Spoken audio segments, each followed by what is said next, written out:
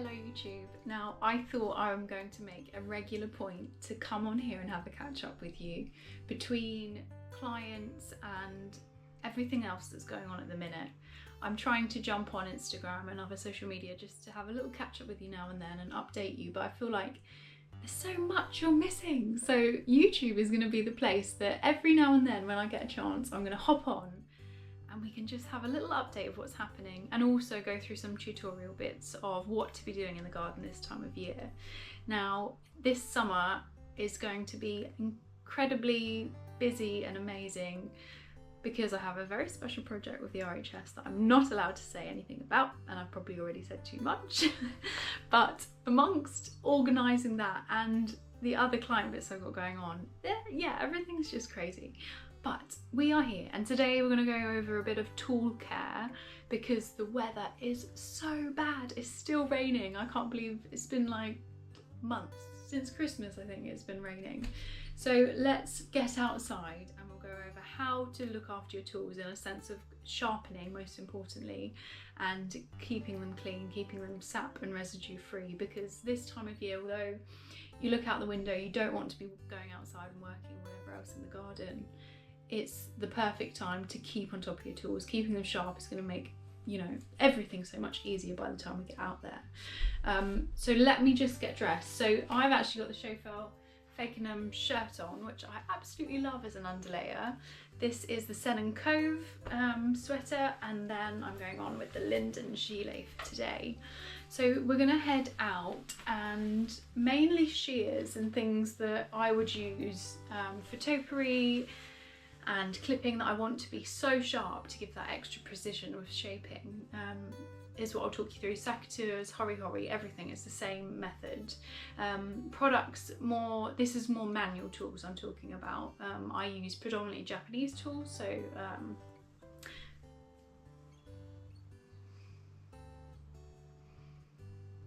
high grade carbon steel. So they do need the care, but it does mean that if we look after them, they will look after us, and they last so long, and they're so good to work with. But products, more electric, my steel products, I wouldn't sharpen them like this at all. So it's a very different matter. So I think we should get ourselves ready to head out. The weather, well, there's a break in the rain, and that's about as good as it gets this time of year because that's all we're getting. So let's do it. As I mentioned, we're going to look at secateurs and my shears because they are absolutely filthy and rotten and rusty where I've left them after clients. In this weather over the last few weeks, it has been absolutely pouring with rain. So I put on a brave face and I get out and I visit my clients and do what's needed. But coming home, then needing to unload a wet dog, a wet Laura, and all the tools, the ladder, everything else is flipping miserable. So I can admit I have been failing in keeping my tools as swish and shiny as they should be. But that's okay, because with the tools I've got for cleaning here that I'm going to talk you through, you can revive your tools as quick as that. Even if they've been left for a few days, weeks, if they do get to a stage where they're so rusty, there are things that can get them back. Not quite these, but definitely a different stone, which I'll talk you through. And that will take that rust right back down and get that sharpness back for you. So let's start on the shears. So what I want to be doing with these are my Japanese shears, by the way. I mentioned I only use Japanese shears because the carbon steel is fantastic and you can keep sharpening it and getting it to that point to give you the perfect topiary clip and precision that you want. And especially coming into box clipping season, come spring, these are the tools that now we want to be focusing on getting them to that level, ready for our pruning and our clipping. Misses, whetstone, the clue is always in the name, it needs to be wet before you use it. So I've got a little tub of water here, I'm going to let it sit in there and soak whilst I'm preparing my tools and preparing everything else. What else I absolutely swear by is my Crean Mate. Now this is from Nowaki. Crean Mate is a abrasive pumice stone sort of thing, so imagine it as a rubber. So as I have done, all of that gunk and residue that's been left sat on there hasn't yet formed any rust, thankfully, because I only did them yesterday, but it's going to be hard to get off. If I use a wet cloth or anything, that's not going to remove it. So the Crean Mate is exactly what you need. Now that does just need to be dipped in water before use. So I've got my tub of water here, that's fantastic. that will take all of this layer off, so clean them up. Clean mate is a bit of a giveaway. Clean them up, and then I'll show you how to sharpen them with 1000 grit stone. So I mentioned a cloth you're definitely going to want to need to get rid of all the gunk that's about to come off. And then a Camellia oil. I use this because it's organic, it's natural. When you then go for clipping and you're putting it on your plants, it's not going to cause any damage. But that's just going to go on right at the end, just to keep them all working well and shiny and clean. Stone has been sat in the water. For me, that's been a couple of minutes just because I've been chatting, but just up to about 60 seconds is fine. Once all the bubbles have come out of it, you'll see that it stops bubbling, it's perfect and ready to use. So that is all set. Now our cream mate, dip it in water. Allow it just to get a bit of moisture on the blade out facing towards you. Now be careful, you never want them facing inwards because of course you're going to be at risk of jabbing them into your tummy, which we don't want to do. Now, as if it was a rubber, just give it a good rub and you'll see that all that gunk starts clearing off. As it dries out, a bit more water. So you'll see it starts clearing this horrible gunky brown layer away.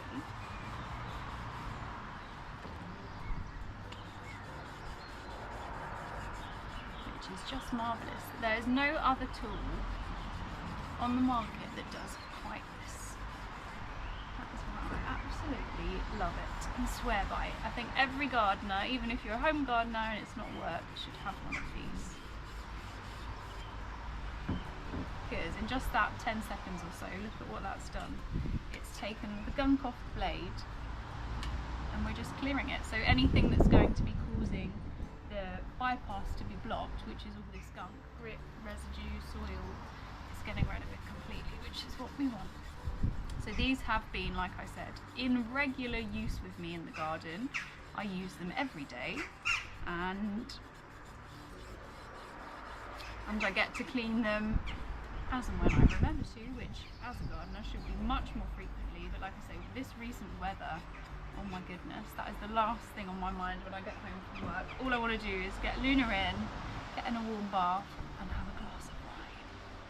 So, one shiny blade. I'm going to carry on working through that on all of the sides of the blade, so back side as well of each blade, and then I'll show you what to do next with your sharpening. So ideally you want to be wiping down your tools, and I do promise I do that. So after use or before you put them away in the garage or the shed, the greenhouse, make sure you wipe them down. So any residue that is sat on them, as you saw at the start of the video, is going to just cause that gunk, cause that residue, and it's going to stick to your blade. So you want to get that cleared. They look $1 million already. But what we want to do now is get that really sharp edge. So when I am taking these out to clients and I'm clipping, I want them to be performing so bad. Time to sharpen. So get them in a position that feels comfortable for you. Blades pointing away from you as before. We don't want them pointing into you. You've got your 1000 grit whetstone, so your routine maintenance whetstone. Now, looking at the blade, we're following the angle of the blade down. So look at your blade, you're finding the one that's got the slant on it. If I were to now follow that angle, I would give a little sharpen, but not enough for what we want to be. So we want to add a 15-20 degree on top of that to get the best sharpening effect. So ever so slight angle up, and then I'm just running that along the blade. It's going to be about 60 seconds, so I'm just going to keep running that along, and it's going to keep sharpening the blade off. Now with shears, because you have a blade on either side, you want to be able to flip them over, and on that flat side, once you've been 60 seconds or so running that whetstone along, just give it one swipe or two along the back to remove the burr. We never want to sharpen the flat side because that's going to move the bypass away from one another. What we're doing with sharpening is trying to bring that as close as we can for contact. This is filthy work, I know, so make sure you do keep wiping all of that gunk away. Now, they already feel so much better. And when they're sharp, I just can't wait to get out and use them. So exactly as we have done there, my secateurs here, my Iwaki secateurs I absolutely love, are also in need of a little care. I mean, look at them. Considering I use them every day and they are absolutely filthy and soiled, they're not too bad, are they? Come on, I do look after my tools. So the same rules and principles apply for this. However, with the secateurs you only have one blade with a slanted edge, so that is the one we're focusing on sharpening. So our whetstone is ready to go. So following that slanted blade, you're angling down, 20-degree angle, and just giving that a swipe across. So I've already cleaned these up really well before the video because I do keep on top of these, because secateurs is a gardener's right hand. Without them, we are lost. So, and to be fair, these are fairly sharp because I do need them to be sharp every day, so I do give them a little sharpen before I go out.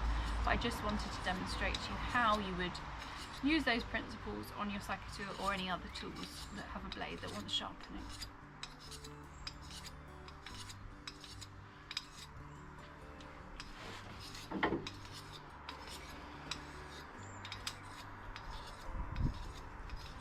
So you then flip that over exactly the same on that flat edge, one swipe on the back, two swipes if you're lucky, and they are looking perfect. So give them a quick wipe over.